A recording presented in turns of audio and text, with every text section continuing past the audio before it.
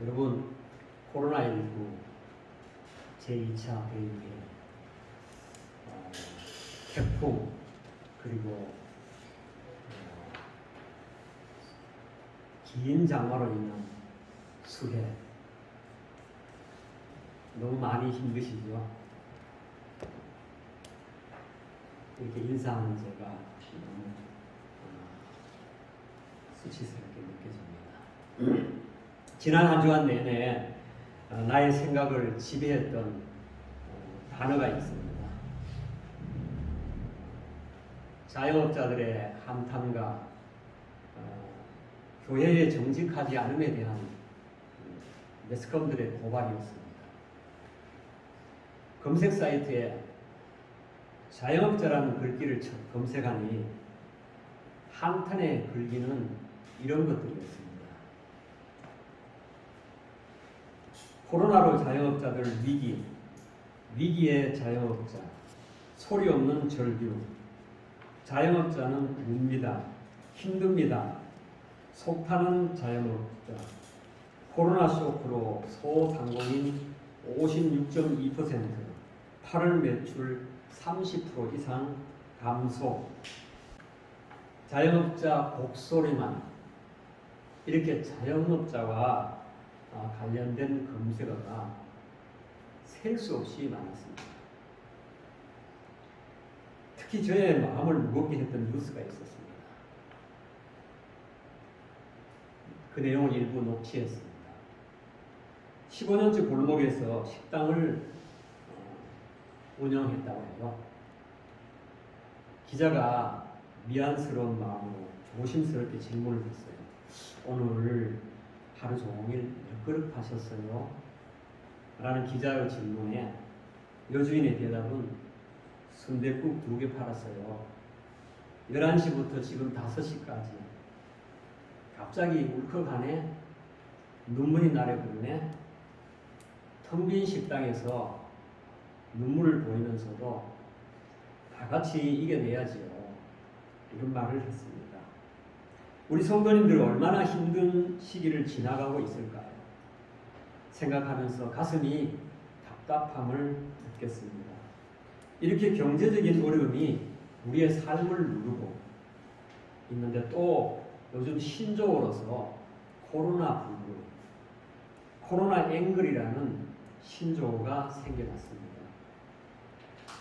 코로나19로 인하여 국민들의 분노가 커지고 있다는 것입니다. 코로나 앵글이 정상은 사회 전반에서 특히 신입생, 예비 부부들, 사회적 거리 두기 조치로 인해 생계가 막막해진 자영업자, 소상공인들, 이렇게 다양하게 나타나고 있다는 겁니다. 코로나19가 몇 달 지나면 괜찮아지겠지. 나하고는 별 상관이 없을 거야. 이렇게 쉽게 생각했는데 의외로 너무 장기화됐고 우리의 이웃이나 나의 삶의 깊숙한 곳까지 찾아와서 삶의 전반적인 부분에서 엄청난 영향을 미치고 있으면 삶이 송두리째로 뒤집어지는, 지금까지 겪어보지 못했던 경험을 하고 있습니다. 많은 사람들이 다시 예전의 일상으로 돌아갈 수 있을까? 또 앞으로 얼마나 더 갈까? 언제 끝날까? 이런 두려움이 우리 모두를 옥죄고 있습니다. 그리스도인은 이러한 위기에 어떻게 살아야 할까요? 이런 질문을 해보게 되고 또 두려움에 물려있는 이웃을 위하여 나는 무엇을 해야 할까? 이런 생각들을 하게 됩니다. 그러나 우리에게 답이 나오지 않습니다. 답답함이 더할 뿐입니다. 하나님의 지혜를 구하고 찾는 길밖에 없습니다. 근본적인 문제 해결 또한 보이지 않습니다. 그렇게 큰 소리 치던 강대국들이 바이러스에 꼼짝없이 당하는 것을 우리는 목격했습니다. 그렇게 잘 산다고 하던 유럽의 복지국가들, 코로나19로 대책 없이 국민들의 생명을 방치하는 것도 우리는 보았습니다. 인간의 나약함을 보았습니다. 21세기 과학과 의학기술이 최고로 발달한 문명의 이기를 누리고 있는 이 시대, 이렇게 눈에 보이지 않는 작은 바이러스 하나에 세상에 있는 모든 것들이 통제를 받게 될 것이라는 생각을 감히 상상이나 했었겠습니까? 코로나19와 이상기후 등 인간의 과도한 소비 욕구와 지나친 편리함을 추구하기 위하여 행해진 환경 생태계 파괴에 문제가 있다고 과학자들은 진단합니다. 이렇게 보면 인류를 위협하는 코로나19와 같은 전염병들은 인류의 탐욕을 멈추게 하는 브레이크 역할을 한다고 볼 수 있습니다. 그동안 과학자들과 감염병 학자들의 경고가 수없이 있어 왔지만 인간은 끝까지 돌이키지 않았습니다. 코로나19는 그런 의미에서 하나님을 시험하고 대적하며 하나님을 믿는다고 하면서 하나님 없는 것처럼 교만하게 끊임없이 내 유익을 위하여 하나님을 이용하여 욕심을 채우려고 했던 탐욕의 마음들을 멈추게 하고 우리 예배의 삶을 돌아보게 하는 하나님의 숨겨진 은혜의 손길일 수 있습니다. 고난이 닥치면 그 고난을 바라보는 태도에 따라서 나에게 유익이 되고 은혜가 되고 그 고난을 물리칠 수 있는 힘이 될 수도 있습니다. 코로나19는 그리스도인들이 이웃과 사랑을 나누는 기회로 삼아야 한다는 것입니다. 이것을 가르쳐주기 위한 하나님의 은혜의 시간입니다. 지금 우리 모두는 위로가 필요한 때입니다. 코로나19로 우는 자들과 함께 울며 말 한마디 하나도 서로 마음을 같이 하는 것이 필요한 때입니다. 서로 짐을 나누어 짐으로써 그리스도의 사랑을 온전히 이루어야 할 때입니다. 이것이 산 예배입니다. 코로나19는 삶의 고난함도 있지만 우리의 예배를 다시 돌아보는 계기로 하나님이 사용하고 있다고 생각합니다. 너무 형식적이고 감격이 없는 예배, 기계적으로 왔다 갔다 하는 예배, 습관적인 예배를 드렸던 우리의 태도를 하나님 앞에서 돌아보게 합니다. 이러한 자신의 참된 모습을 보게 되면서 내가 진짜가 아니었구나. 하나님이 누구인가?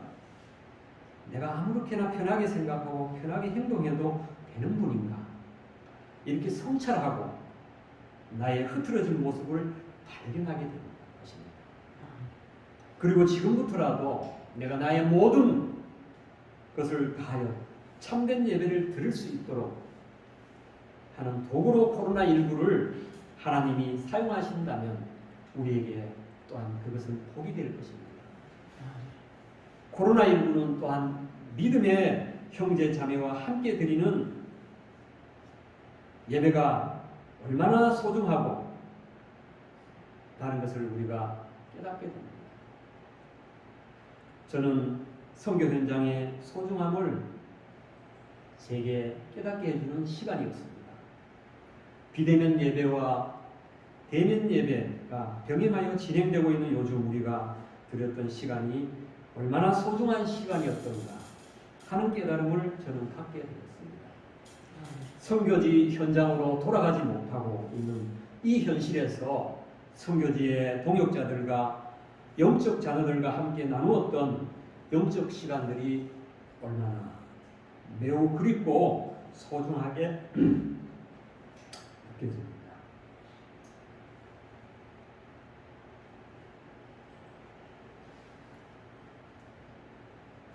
우리가 하나님을 기대하는 것은 하나님은 우리에게 주어진 시간과 환경 그리고 상황을 통하여 말씀하시고 우리가 순종하고자 할 때 늘 우리에게 가르쳐 주시고 깨닫게 하시며 더 좋은 곳을 주시길 원하신다는 것입니다. 그렇다면 하나님이 주신 우리가 이해할 수 없는 어떠한 환경과 상황이라도 그것은 재앙이 아니라 평안이라는 것을 믿고 기대하는 저와 여러분이 되시길 바랍니다. 오늘 우리가 읽은 본문은 이스라엘 역사에 있어서 가장 어두운 시기라 할 수 있는 바벨론 포로 시기에 하나님께서 바벨론에 포로된 자로 있는 이스라엘 백성들에게 보낸 한 통의 편지입니다. 포로가 가장 갈망하는 바는 포로에서 풀려난 조국으로 돌아가는 소식이 아니겠습니까? 그러나 이 편지의 내용은 금방 돌아올 것이 아니니까 그냥 포로된 자로 있는 그곳에서 잘 살으라는 내용이었습니다. 그러니까 포로에게 있어서 절망의 소식입니다. 이 편지를 받았을 때 포로된 유다 백성들의 심정은 어땠을까요? 우리가 이제 살다가 갑작스럽게 교통사고나 또는 암이라는 선고를 받았을 때 이런 질문을 하게 되죠. 왜 하나님은 내게 이런 일을 당하게 하시나? 유다 백성들도 조국 이스라엘이 처참하게 멸망하고 영원하고 또 거룩한 도성 예루살렘이 한순간에 무너져 나간 비극을 잊을 수가 없었습니다. 그래서 왜 자기가 사랑하는 백성 이스라엘을 이토록 비참하게 치시는 것일까? 왜 하나님은 자기 도성 예루살렘까지 처참히 버리시는 것일까? 이러한 질문 속에 있었습니다. 그러던 어느 날 예레미야로부터 편지 한 통을 받습니다. 그 편지의 내용이 오늘 본문 예레미야 29장입니다. 이 편지의 내용에 당시 유다 백성들의 심정을 두크대학교 신학대학원 구약학 교수인 엘렌 데이비스 교수는 이렇게 해석합니다. 이때 유대민 이스라엘은 환성을 울렸을 것입니다. 그러나 이 편지를 읽어 내려가다가 그들의 얼굴은 찌그러들기 시작했고 놀라기 시작했습니다. 그리고 너희는 집을 짓고 거기서 살며 텃밭을 만들고 그 열매를 먹으라. 아내를 맞이하여 자녀를 낳으며 거기에서 번성하고 이 대목에 오자 유대민들은 격분하기 시작했습니다. 그리고 그 성읍의 평안을 구하고 그를 위하여 여호와께 기도하라는 대목에서 유대민들은 벌떡 일어나 예레미야가 미쳤다고 소리 지르며 배신자라고 소리쳤습니다. 여기서 예레미야는 친 바벨론 파로 낙인 찍히고 말았습니다. 그리고 이 편지는 오히려 유대민에게 더 깊은 상처와 절망만을 남겼습니다. 유다 백성들은 하나님의 처분에 분노했습니다. 이것을 통해 다시 돌아오게 하리라는 하나님의 계획과 포로된 유다 백성들과의 원하는 바가 너무나 다르다는 것을 우리는 발견하게 됩니다. 전도서 3장 11절 말씀입니다. 하나님이 모든 것을 지으시되 때를 따라 아름답게 하셨고 또 사람들에게는 영혼을 사모하는 마음을 주셨느니라. 그러나 하나님이 하시는 일에 시총을 사람으로 측량할 수 없게 하셨도다. 하나님의 일하심에 있어서 인간의 생각으로는 알 수가 없습니다. 하나님의 계획은 다시 돌아오게 하리라에 있습니다. 하나님의 뜻은 평안이요 재앙이 아닙니다. 하나님은 바벨론을 도구로 하나님의 뜻을 실행하고 있기 때문에 유다 백성이 바벨론의 포로가 되는 것이 그분의 뜻입니다. 그렇기 때문에 순종하면 그들을 위한 약속을 실행하시겠다는 것이 하나님의 계획입니다. 우리는 우리의 머리로 이해될 때만 순종해서는 안 됩니다. 우리의 머리로 이해가 안 되지만 하나님의 말씀이기 때문에 말씀에 복종해야 합니다. 여기서 다시 돌아오게 하리라는 의미는 무엇일까요? 하나님의 용서를 의미합니다. 유다 백성을 위한 하나님의 계획이 있음을 의미합니다. 돌아오게 돌아오게 하시겠다는 약속의 주체는 하나님입니다. 우리 하나님이 어떤 분인가요? 민수기 23장 19절 말씀입니다.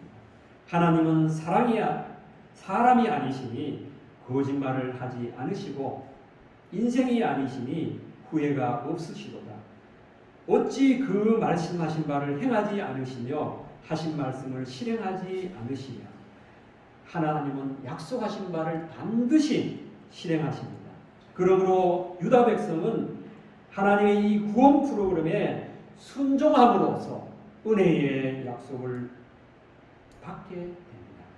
그렇다면 다시 돌아오게 하리라는 하나님의 은혜의 약속에 우리는 어떤 반응을 보여야 합니까? 성찰해야 합니다. 포로의 시간은 괴로워하고 고민하는 고뇌의 시간을 필요로 합니다.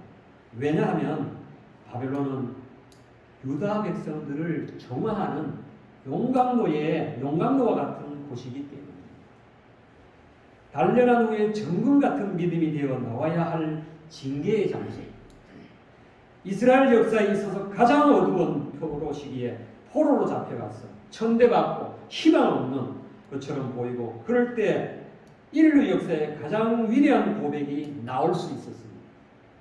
그게 바로 이사야 53장 고난받는 종의 노래.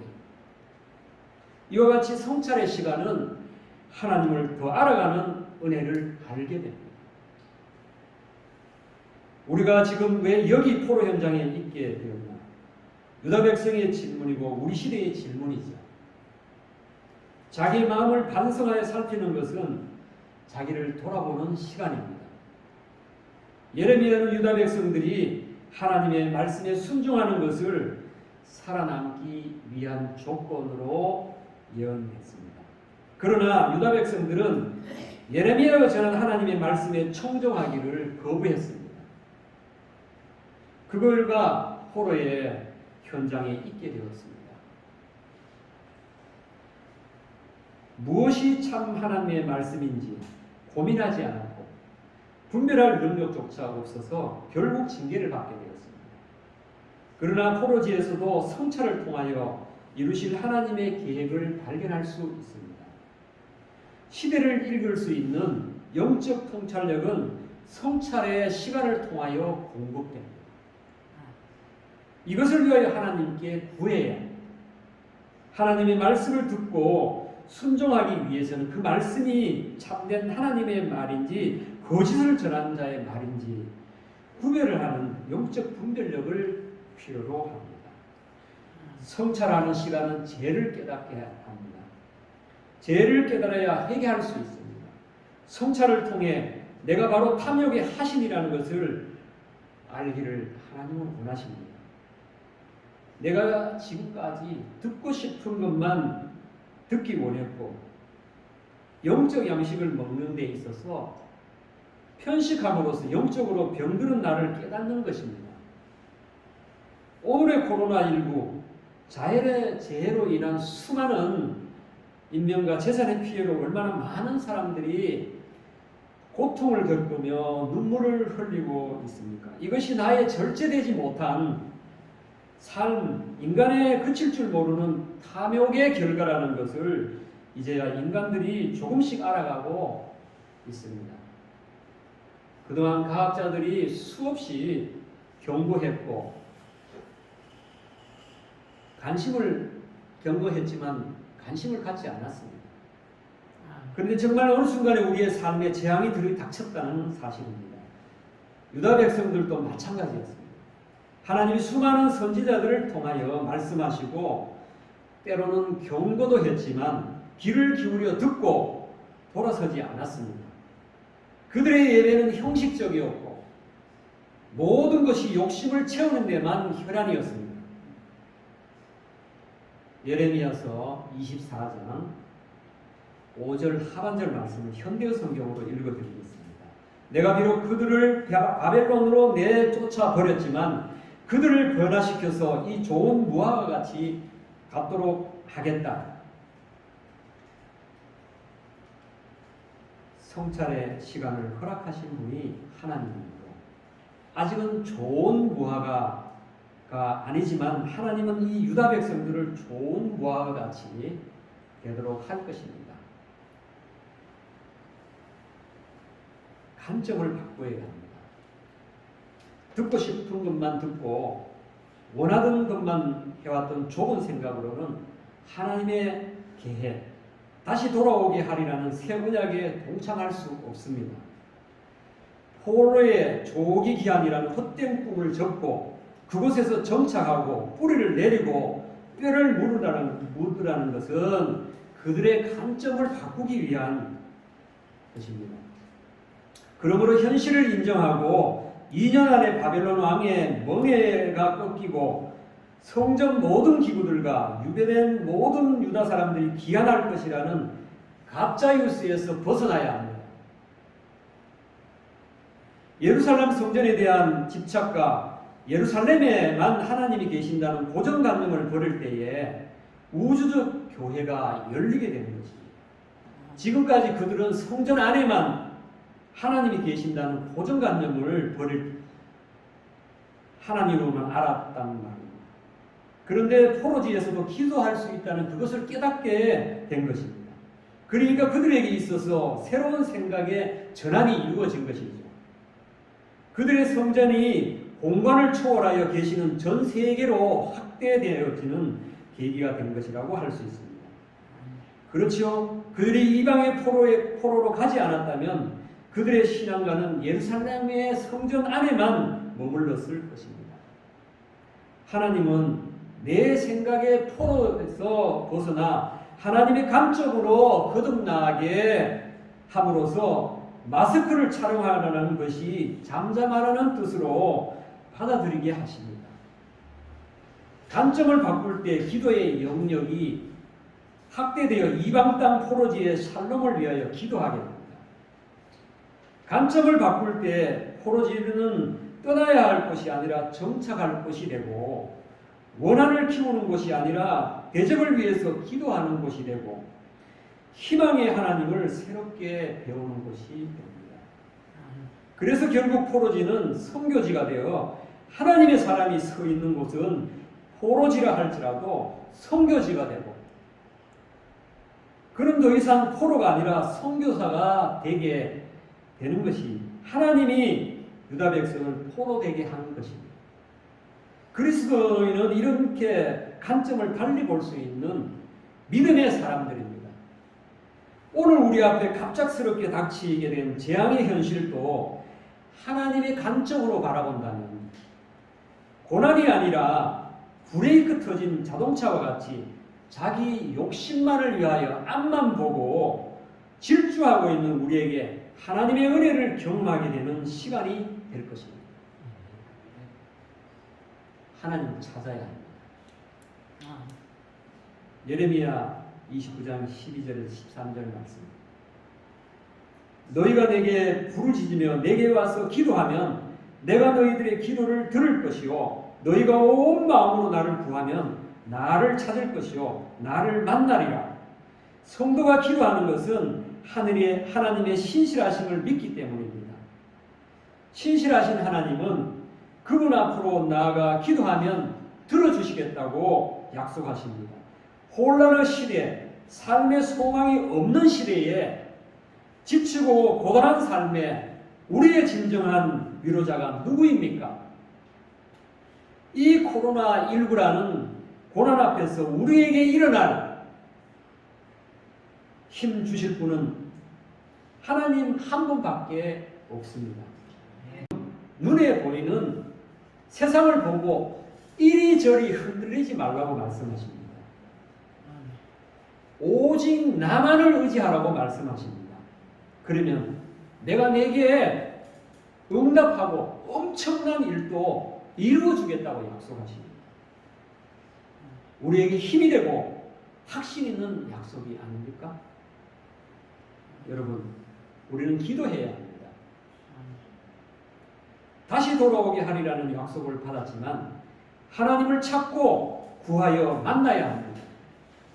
하나님을 만난 사람만이 하나님의 약속 안에 들어갈 수 있습니다.